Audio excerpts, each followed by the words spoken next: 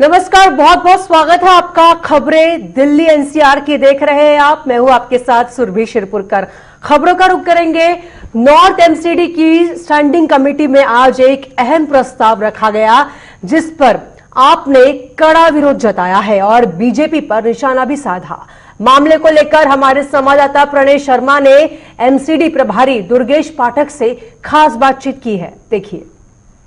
North MCD की standing committee में आज एक महत्वपूर्ण प्रस्ताव रखा गया। ये प्रस्ताव निगम की कुछ संपत्ति थी उसे बेचने को लेकर है, लेकिन इस बीच आम आदमी पार्टी ने इसका कड़ा विरोध जताया है। हमारे साथ एमसीडी के प्रभारी दुर्गेश पाठक जी मौजूद हैं। दुर्गेश जी, क्या इस पर आपत्ति है?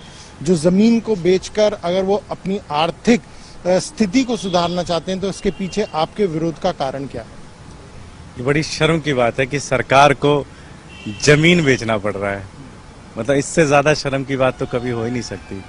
ये दिखाता है कि जब एक सरकार पूरी तरह से फेल हो जाए तब वो जमीनें बेचना शुरू करती है।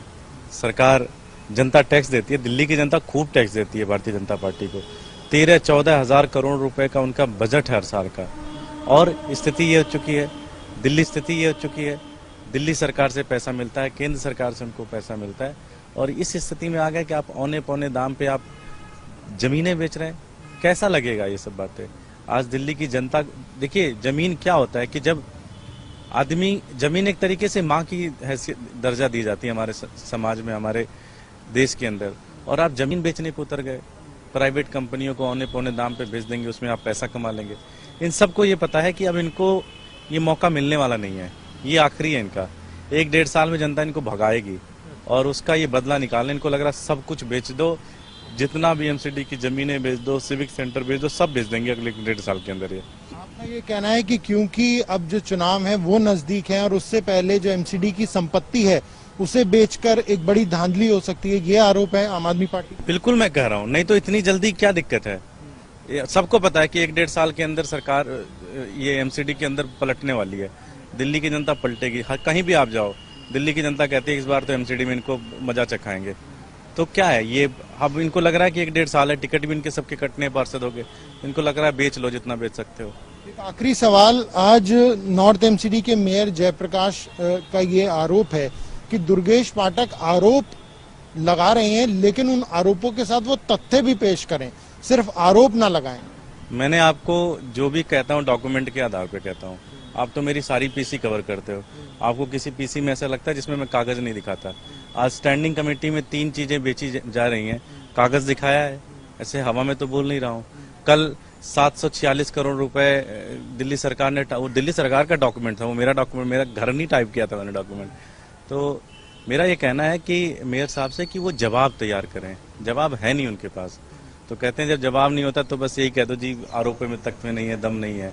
कागज पे सब कुछ है और जवाब दें, जवाब ऐसे चलेगा नहीं। पश्चिमी दिल्ली के द्वारका विधानसभा के निगम पार्षद नरेंद्र गिरिराज ने जनता की सेवा के लिए और कोरोना वायरस से बचाव के लिए मंगलापुरी वार्ड के लिए www.narendragiriraj.com लॉन्च की है, जिस पर उन्होंने JK24/7 के माध्यम से वेबसाइट की जानकारी दी। आज हम पश्चिमी दिल्ली के द्वारका विधानसभा में मंगलापुरी 33 वार्ड में उपस्थित हैं और हमारे साथ यहाँ के निगम पार्षद नरेंद्र गिरिराज जी मौजूद हैं। तो गिरिराज जी, मैं आपसे पहला सवाल ये पूछना चाहता हूँ कि आप एक वेबसाइट लॉन्च करने वाले हैं, तो उसके बारे में आप हमें बताएंगे वो क्या है और उसका काम कैसे होता है? पहले तो आपको नमस्कार। मेरा सभी जो आपके न्यूज़ चैनल देख रहे हैं उन सभी को दिवाली की बहुत बहुत बधाई, गोवर्धन पूजा, भैया दूज और छठ पूजा की बहुत बहुत बधाई, बहुत बहुत शुभकामनाएं। मैं इस दिवाली के मौके पर अपने वार्ड के निवासियों को एक उपहार स्वरूप एक तोहफा देना चाहता हूं। जैसे कि आपने देखा कि कोरोना काल चल रहा है और इसमें कोरोना में जो हमारे जो जीवन में मास्क और सोशल डिस्टेंसिंग एक हिस्सा बन के रह गया, और तो इसके लिए अगर भीड़ कम करने के लिए अगर आपको ऑफिसों के चक्कर ना काटने पड़े, आप अपने घर से बैठ के ही आप हमारी जो हमने वेबसाइट लॉन्च करी है, आप उस पर जाके घर से बैठ के ही आप फ़ोटो वगैरह, शिकायत वगैरह, सुझाव वगैरह आप हम तक कैसे पहुंचाएं। तो वेबसाइट हमने शुरू करी है, उसमें काफ़ी अच्छा रिस्पॉन्स मिल रहा है, लोग अच्छा उसको काफ़ी उसकी तारीफ़ कर रहे हैं। तो उस वेबसाइट पे जाके जैसे अगर कोई भी आपको मेरे एमसीडी के काम से रिलेटेड कोई भी आपकी शिकायत है, कोई भी सुझाव है, तो वो जैसे ही अगर आप उस पर अपलोड करोगे वो मेरे पास भी आ जाएगा, मेरे ऑफिस में जो स्टाफ है उनके पास भी आ जाएगा। और जो भी विभाग को अगर जैसे बिजली का विभाग लाइट का जो काम देख रहा है तो उसके फ़ोन पे भी डायरेक्ट चला जाएगा, जो सफाई का जो काम देख रहा है उसके काम पे उस पे भी फ़ोन पे भी अपने आप चला जाएगा। और उसके बाद हम अपने यहाँ एक ही जगह बैठ के हम उसकी सारे के सारे वार्ड को और वो उसको मॉनिटर कर सकते हैं। तो उस वेबसाइट के लोगों को मतलब भीड़ का ऑफिस की भीड़ कम करने के लिए लोगों को अपने घर बैठ के ही एक अच्छी सुविधा मिले, उसके लिए हमने इसमें प्रयास किया है। तो गिरसा जी, मेरा एक सवाल ये है कि जो केजरीवाल जी हैं उन्होंने कुछ दिन पहले एक ग्रीन दिल्ली ऐप लॉन्च किया है, तो उसमें भी कुछ ऐसा ही काम होता है कि अगर आप किसी भी एरिया में हैं तो कोई भी आपको शिकायत है या फिर कोई भी है तो वीडियो या फोटो क्लिक करके डाल दो तो वहाँ की माने वहाँ पे जो काम हो जाता है। तो ये आपकी जो वेबसाइट है ये इससे किस तरह अलग है? देखिए, वो दिल्ली के कामों को लेके है, मेरी वेबसाइट है मेरे वार्ड के कामों को लेके। अगर उन्होंने पहले भी और सीखने को हमने उन्हीं से मिला, क्योंकि जब दिल्ली सरकार पहली बार बनी थी तो उन्होंने भी सफाई को लेके एक ऐप लॉन्च किया था कि आप इस ऐप पे जाके अगर कहीं भी आपको गंदगी है तो आप इस पे जाके एक फ़ोटो वो कर दें और ताकि एक है वो सीधी वहाँ पहुँच जाएगी। उस पर एक जवाब डिपार्टमेंट की जवाबदेही तय कर दी जाएगी कि 24 घंटे के अंदर आपने इस पर कार्रवाई करनी है। तो हमें भी कहीं ना कहीं हम उन्हीं से सीखने को मिला, तो उसी को हमने अपने वार्ड में अपनाने का प्रयास किया है। हमारे वार्ड में जो हमने वो करी है उस पर सारा हमारे एमसीडी जो मेरे वार्ड की जो कंप्लेंट है हमने उनको लेके शुरू किया है। तो मेरा आखिरी सवाल ये है कि ये जो आपकी वेबसाइट है कब तक लॉन्च हो जाएगी? नहीं, लॉन्च तो हमने कर दिया है उसको। हाँ, हमने परसों लॉन्च कर दिया है और उस पर रिस्पॉन्स अच्छा मिल रहा है। तो जैसा कि आप सभी लोगों ने देखा कि हमारे साथ अभी निगम पार्षद जी नरेंद्र गिरसा जी जुड़े हुए थे और उन्होंने हमारे साथ बातचीत की। जो निगम पार्षद जी हैं नरेंद्र गिरसा जी, उन्होंने जो वेबसाइट लॉन्च की है उसके लिए आज हम लोगों से बात करते हैं, जिसके लिए हमारे साथ लोग जुड़े भी हुए हैं कि इस वेबसाइट से उन पर वो क्या असर पड़ता है, ये वेबसाइट जो है वो उनके काम की है या नहीं है। तो आपका नाम? सुनील भटनागर। तो सुनील जी, आप मुझे ये बताइए कि अभी जो नरेंद्र गिरसा जी ने एक वेबसाइट लॉन्च की है www.narendragirsa.com, तो उस पर आप क्या राय है आपकी?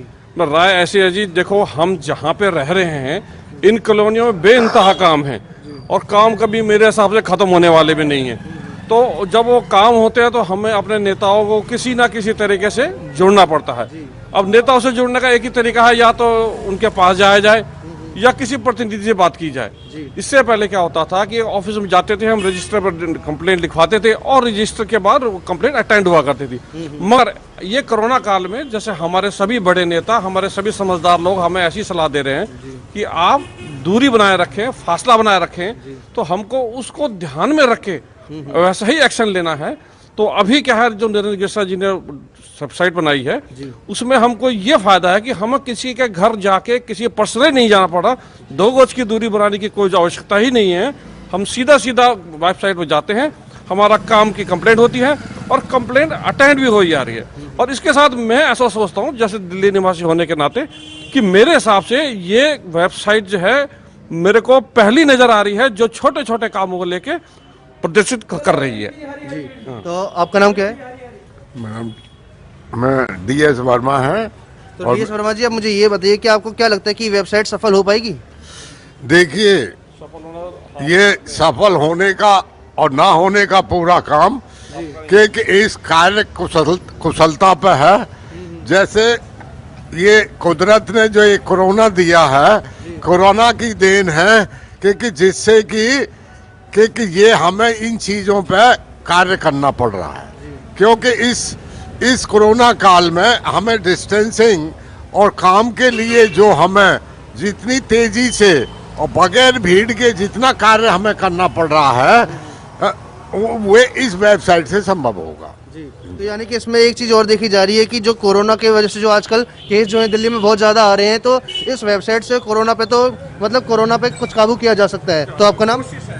मेरा नाम सुनीता है।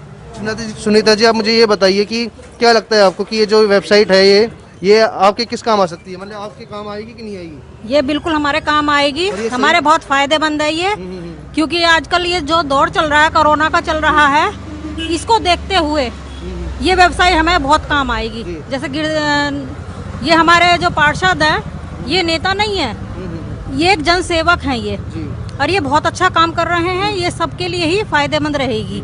ऐसी कोई आपकी शिकायत रही हो जो आपने अभी दर्ज कराई है ऑनलाइन? अभी तो मैंने नहीं कराई है, लेकिन हाँ जरूरत पड़ेगी तो मैं जरूर कराऊंगी। जी। तो जैसा कि आप सभी लोगों ने देखा कि हमारे साथ जो लोग जुड़े हुए थे उन्होंने बातचीत की और उन्होंने बताया कि ये जो वेबसाइट है इसका सबसे बड़ा काम है कि ऐसे कोरोना काल में ये सबसे सहायक है। और सबसे बड़ी बात, जो लोग नेताओं के दफ्तर आया जाया करते थे अपनी शिकायत को लेकर के, टाइम निकाल करके अपने आधा घंटा एक घंटा जो बर्बाद किया करते थे वो समय बचेगा। जगह 24/7 के लिए मैं कृष्णकांत शर्मा, नई दिल्ली। दिवाली को लेकर दिल्ली पुलिस ने चेकिंग अभियान शुरू कर दिया है और जिसको लेकर पुलिस चप्पे चप्पे पर नजर रख रही है। सुरक्षा व्यवस्था को लेकर हमारे संवाददाता केशव मिश्रा ने चांदनी चौक का जायजा लिया है, देखिए।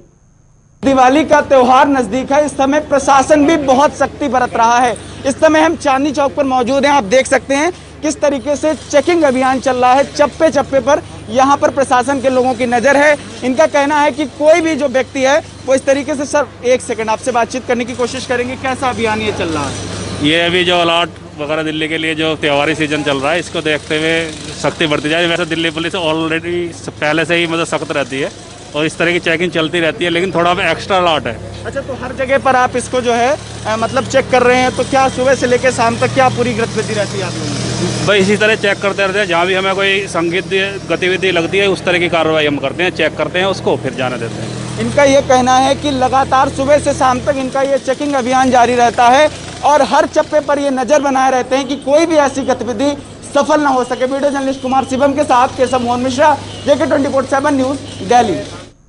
अब बात करेंगे निकिता हत्याकांड की। आपको याद होगा, अब निकिता के घर पहुंचे मेरठ के विधायक संगीत सोम ने कहा कि निकिता की हत्या लव जिहाद नहीं बल्कि आतंक जिहाद है। ऐसे जिहादियों को देश छोड़ना ही पड़ेगा।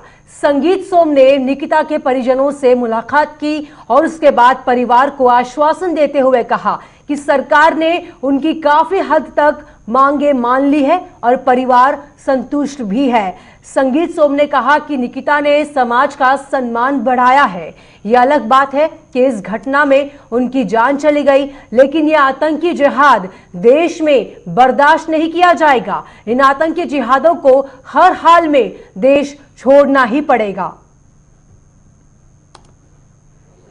देखिए, मैं सबसे पहले तो ये कहूँगा कि जिस बेटी ने आज ये बलिदान दिया है और बेटी ने अपनी परंपरा को झुकने नहीं दिया, चूँकि हम लोगों ने तो मुगलों से पहले से लड़ाई आज तक लड़ते आए हैं। हमारी बहनों ने, हमारी माताएं बहनों ने जौहर किए हैं पहले से।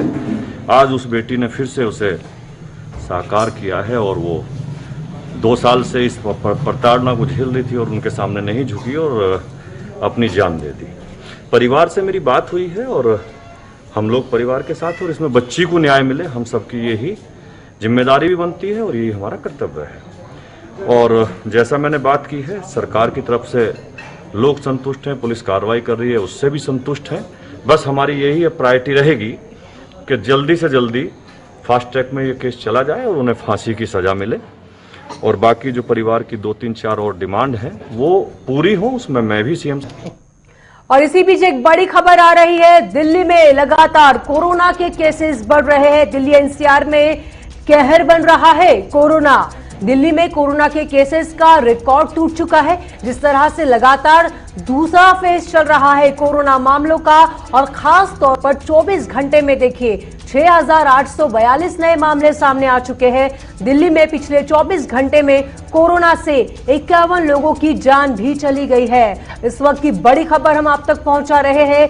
दिल्ली NCR में कोरोना का खतरा लगातार बरप रहा है और दिल्ली में कोरोना के केसेस ने अब रिकॉर्ड तोड़ दिया है। पिछले 24 घंटों की बात करें तो 51 लोगों की जान भी इस महामारी के चलते, इस महाबीमारी के चलते जा चुकी है। चलिए इसी खबर के साथ फिलहाल इस बुलेटिन में एक छोटे से ब्रेक के लिए रुकेंगे, लेकिन फाइनल रिपोर्ट के साथ तुरंत हाजिर हो रहे। कहीं जाइएगा नहीं। नमस्कार।